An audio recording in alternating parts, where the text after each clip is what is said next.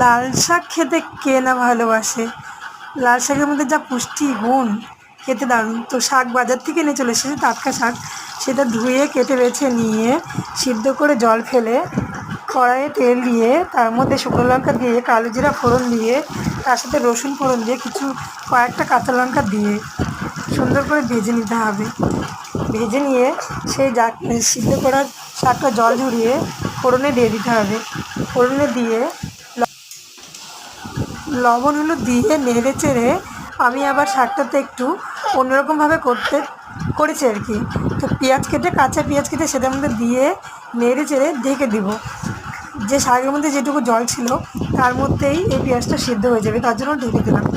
এবার জল শুকিয়ে গেছে। এবার শাকটা ভালো করে নেড়ে চেড়ে কষিয়ে নেব।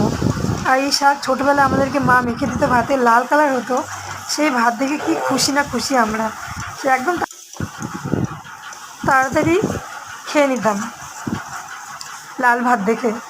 তো শাক ভাজাটা এদিকে ভাজা হয়ে যাচ্ছে, তো ভালো করে জল শুকিয়ে নামিয়ে নিতে হবে। তো দেখো শাকটা খেতে কিন্তু দারুণ হয়েছিল, গরম ভাতের সাথে জাস্ট